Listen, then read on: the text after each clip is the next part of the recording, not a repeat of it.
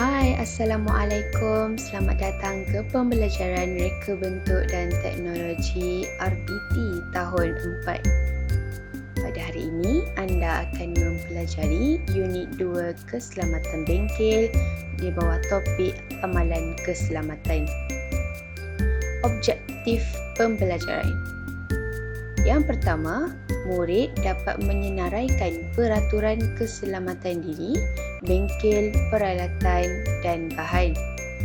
Yang kedua, murid dapat menjelaskan maksud, simbol dan tanda keselamatan. Dan yang ketiga, murid dapat mengaplikasikan langkah-langkah yang boleh diambil semasa berlaku kemalangan.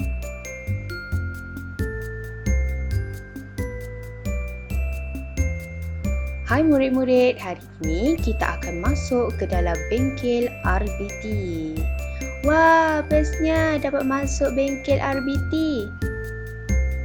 Sila beratur ya murid-murid. Baik cikgu. Cikgu, hari ini kita nak buat apa? Banyak aktiviti yang akan kita lakukan dalam bengkel ini. Sebelum kita mulakan aktiviti pada hari ini, kamu semua perlu tahu dan patuh dengan peraturan-peraturan yang telah ditetapkan. Peraturan-peraturan ini amatlah penting bagi menjaga keselamatan kita semasa berada di dalam bengkel. Baik cikgu, kami faham. Kemalangan berlaku disebabkan oleh kecuaian atau kejadian di luar jangkaan. Oleh itu, semua murid perlu mengutamakan keselamatan yang telah ditetapkan di dalam bengkel RBT. Kemalangan boleh dielakkan dengan cara mematuhi peraturan.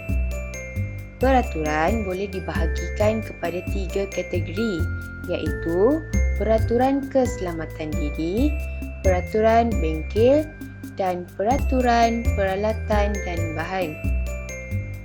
Peraturan keselamatan diri.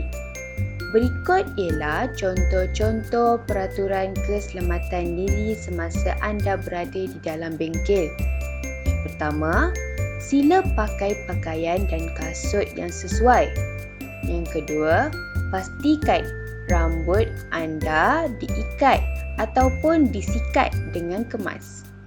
Yang ketiga, gunakan alat pelindung diri. Yang keempat, sila patuhi semua peraturan semasa menjalankan aktiviti di dalam bengkel. Yang kelima, masukkan tudung ke dalam apron. Yang keenam, tanggalkan atau masukkan tali leher ke dalam apron. Dan yang ketujuh, cuci tangan dengan menggunakan air dan sabun selepas melakukan aktiviti di dalam bengkel. Peraturan keselamatan bengkel. Yang pertama, anda dilarang masuk ke dalam bengkel tanpa kebenaran guru. Yang kedua, anda dilarang membawa beg ke dalam bengkel. Yang ketiga, pastikan semua pintu dan tingkap terbuka semasa supaya bengkel mempunyai cahaya yang cukup dan pengudaraan yang baik semasa anda melakukan aktiviti. Yang keempat, minta kebenaran guru sebelum menggunakan peralatan dan bahan.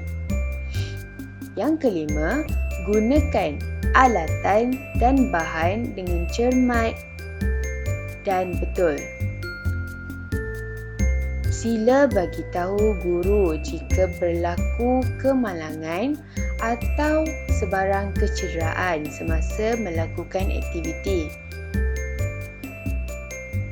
Sila bersihkan tempat kerja dan bengkel setelah selesai melakukan aktiviti. Dan peraturan yang terakhir, sila matikan semua suis elektrik sebelum anda meninggalkan bengkel.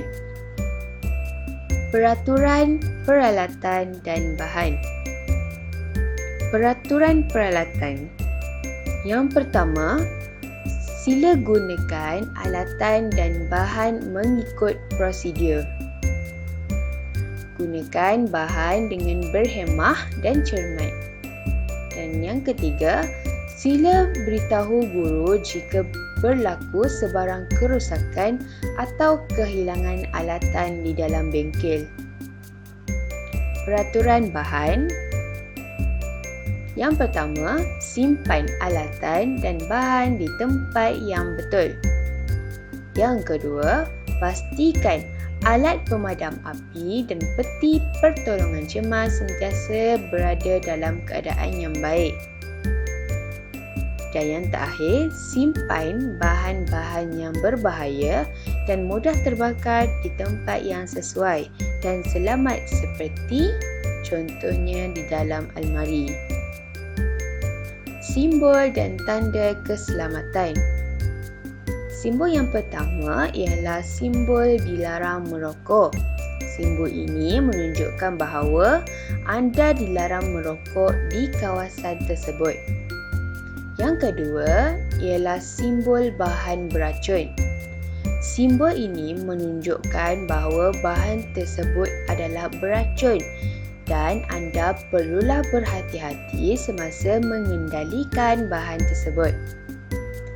Yang ketiga, simbol atau tanda keselamatan lantai licin.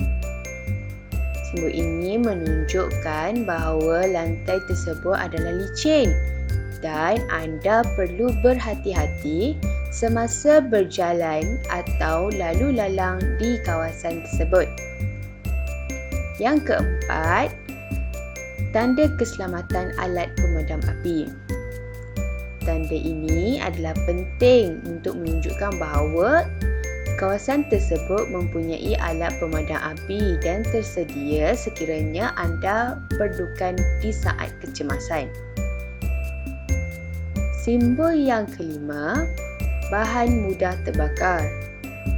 Simbol ini menunjukkan bahawa bahan tersebut adalah mudah terbakar dan anda perlulah sentiasa berhati-hati semasa menggunakan bahan itu. Dan yang terakhir, tanda keluar. Tanda ini akan menunjukkan bahawa kawasan tersebut adalah jalan keluar sekiranya berlaku sebarang kecemasan di dalam bengkel.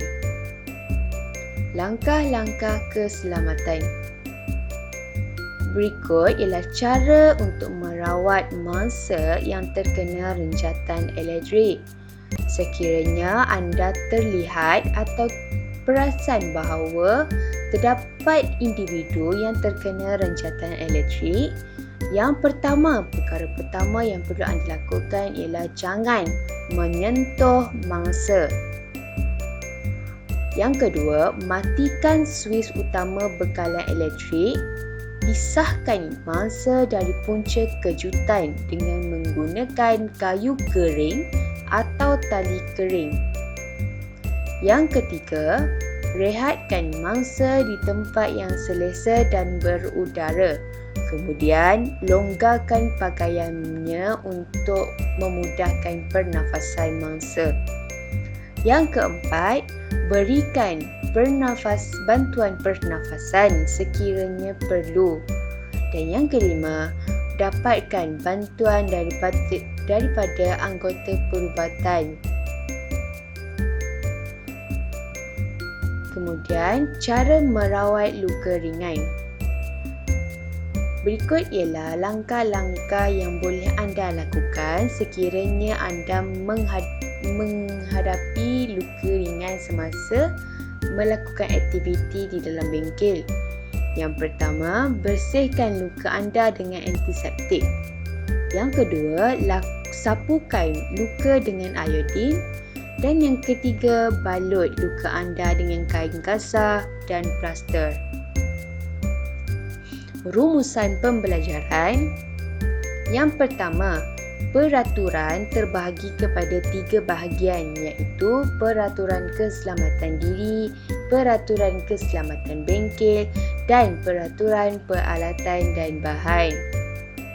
Yang kedua, Terdapat beberapa simbol dan tanda keselamatan berserta maksudnya yang perlu dipatuhi oleh semua murid semasa berada di dalam bengkel, seperti bahan beracun, alat pemadam api, bahan mudah terbakar, bahan mengakis, tanda keluar, peti kecemasan dan lantai licin.